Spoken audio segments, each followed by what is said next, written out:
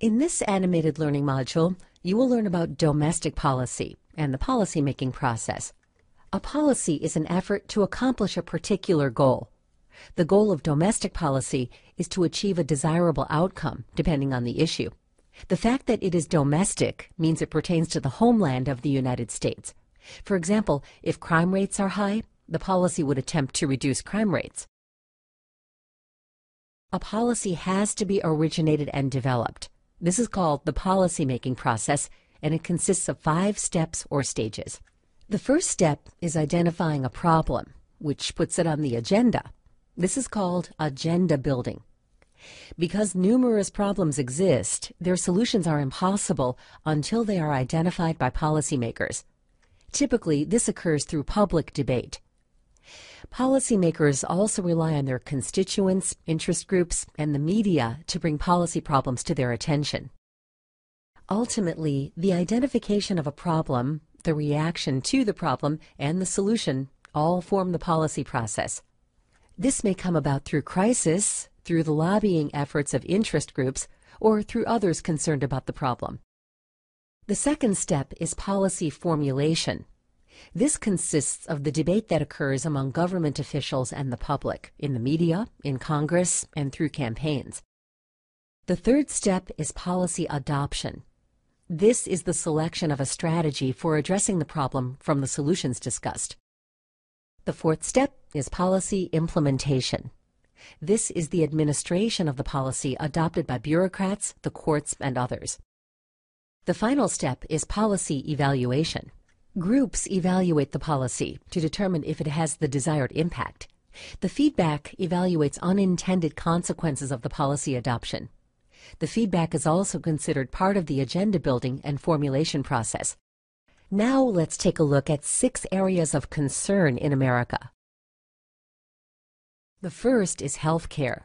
Healthcare can mean different things to different people.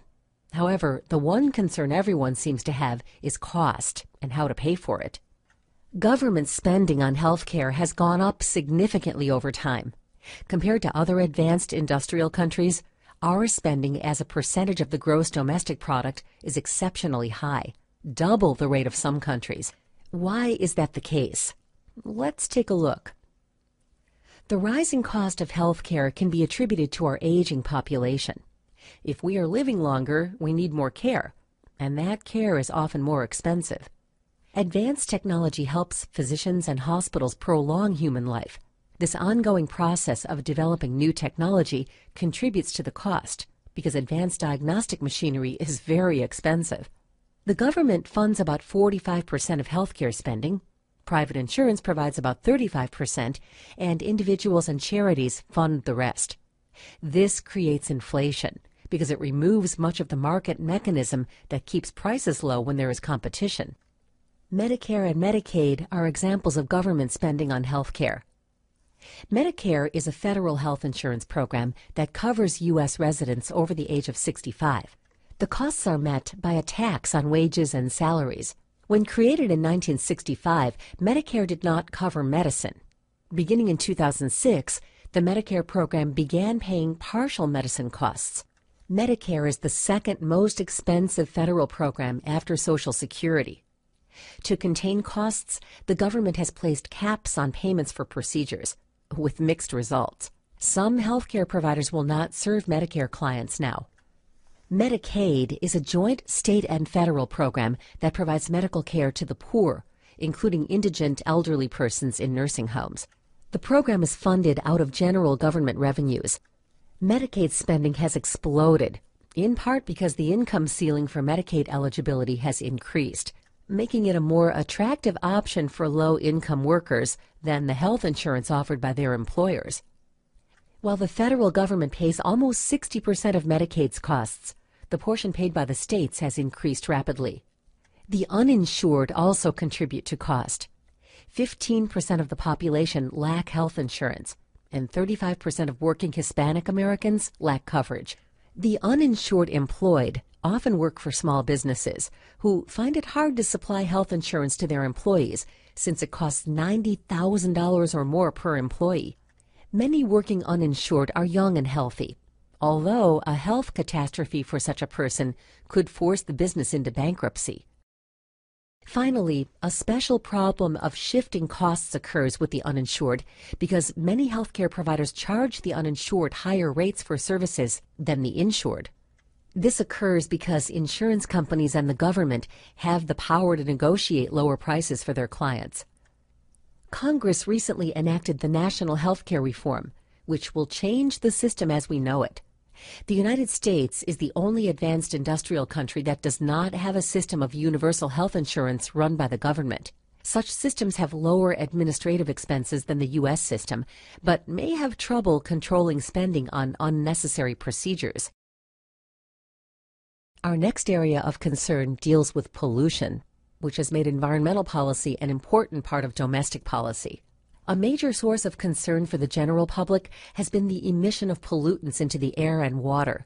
Early in the 20th century, environmentalism focused on wilderness and land use issues. Conservation was a policy under which natural resources were used but not abused. In contrast, preservation called for natural preserves that were isolated from the effects of human activity. Beginning in the 1960s, a new movement arose that was more focused on pollution. A series of well-publicized pollution catastrophes helped bring attention to the problem. Ecology became a concern in the 1970s, as some environmentalists began to advocate policies that were a radical elaboration of the old preservationist philosophy. Many even claimed that the human race itself was the problem. The public had a growing awareness of environmental problems throughout the 1970s and 1980s.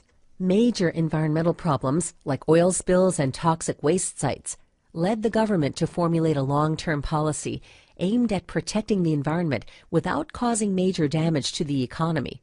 The following policies reflect the government's recognition of the need to protect the environment. The National Environmental Policy Act of 1969 attempted to set national standards by assessing the impact on the environment of major federal projects, such as road construction and buildings. Such projects could not be started without first receiving an environmental impact statement. In 1990, amendments were added to the Clean Air Act of 1963, which constituted a comprehensive policy mandating cleaner air in urban areas. Utility plant emission levels were monitored, in which the plants worked to significantly reduce their amount of carbon monoxide emissions. Automobile manufacturers were required to reduce emissions of nitrogen oxide progressively until 2007. The Clean Water Act of 1972 amended the Federal Water Pollution Control Act of 1948. The Clean Water Act sought to make water safe for swimming, to protect fish and wildlife, and to eliminate the discharge of pollutants into the water. The Clean Water Act is controversial because of its broad definition of wetlands and its migratory bird rule. Wetlands are subject to prohibitions on filling and dredging. The migratory bird rule applies to any water suitable for use by migratory birds. It is subject to regulations similar to that of the wetlands. Critics of our environmental policy contend that these restrictions cost jobs and negatively affect the economy. There are substantial costs involved in these policies. One method of supporting cost-effective solutions was part of the Clean Air Act of 1990. The Act capped overall national sulfur dioxide emissions, but also permitted free trade in rights to emit sulfur dioxide. As a result, the sulfur dioxide emissions were made by the companies reaping the greatest economic advantage from their right to emit. Air and water pollution is down dramatically from what it was in the past. Lead content in the air is 3% lower than its original levels.